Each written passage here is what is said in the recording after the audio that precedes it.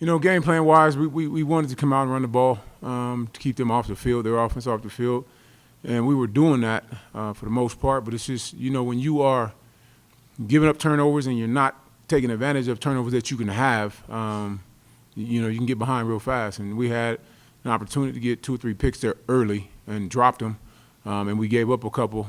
So it's hard when you got that game plan and you want to go at it like that, and you're making the mistakes that you shouldn't be making. So it's just one of those deals, man. It's frustrating because you know what you're capable of doing, and we're not doing it all the time, and that's the frustrating piece. Lack of execution in the first half? Yeah, I mean that's been I mean it's we know this team wants to throw the ball. They got one of the top receivers in the country, and then number 2 ain't half bad, and the rest of them really. And we know keep the ball in front. Don't let them get the ball over the top. And just too many guys trying to make plays. I sound like a broken record because it's the same week. It's like same thing every week. It's like, come on, man, just make the plays you can make that you're supposed to make, and trust the guys up front to make the run stops, and we got to get it done in the back end, and we weren't doing that on defense. Reagan looked a lot more like he did once he got into a groove last season, and I think that really showed in the second half, especially. And granted, even though some of those chunks came against backups, the timing, the execution, doing things right were obviously something nice to see. Yeah, I mean, when you're searching for things, what can you say? And I don't say too much to the quarterbacks, but I just knelt down and I challenged him. I said, dude, you're playing like a third-team guy right now, and you're not that guy. You started for us last year. You had to take over for us last year, so I need you to be that guy. And, he kind of he looked at me and said, Coach, I'm just not playing very well right now, and he took the challenge. And he came out, and hopefully that will spark him. Hopefully he will build off of that, and he can start playing ball like we know he can play. Yeah, he's not a third-team guy. He's No. got some qualities. Not at all. And that's what I challenged him on. I said, you're out here, you're hesitating, you're worried about the rush, things like that. I said, man, you have to be the guy that we know you were capable of being. And he came out and did some things for us in that fourth quarter. We just got to get him to do it from the beginning.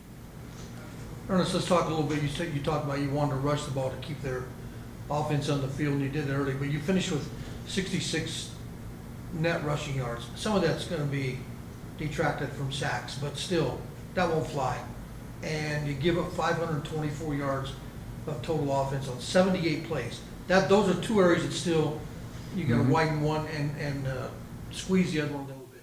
Yeah, I mean, like I said, when when you get turnovers and you get behind, you got to start. You got to kind of go in another direction, because especially if you get behind, you got to start catching up.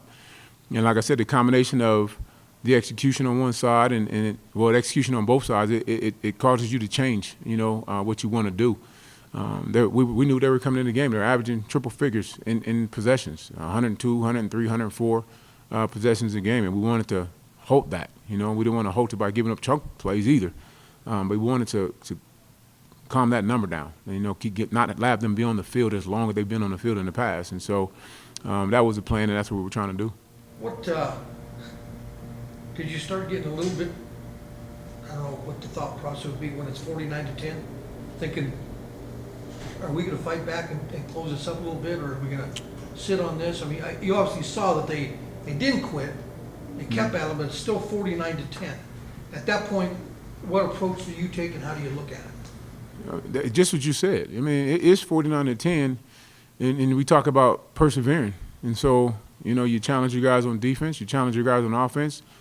Or are you going to just roll over and take this? Are you going to let them just continue to go and you challenge them? And most guys playing this game, they don't want to be embarrassed. That's not a part of who they are, so they're going to stand up and fight. And so, we got the score, decided to go for, the onside. You look at the scoreboard, you see you're down, 39. I mean, it's like, well, all right, well, let's just go for it and see what happens. And you go for it, you get it, and then guys get a little spark, and it just kind of starts that, that hunger and that drive. And we got to find a way to harness that side of it and get it out of them all game. 0-6, the hunger level has to be still there and still high. I mean, I don't know anybody would have predicted 0-6, in the middle of October, second week in October. Not at this even. point. That's still a big surprise. Oh, no question. I mean, it is to me, and you just keep trying to find a way to find that it is gonna get the breakthrough.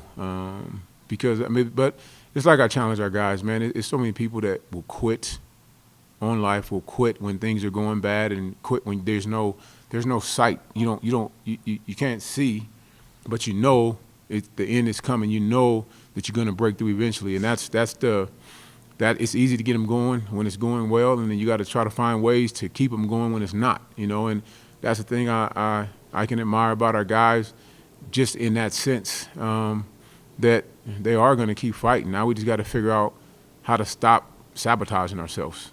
That's basically what it is.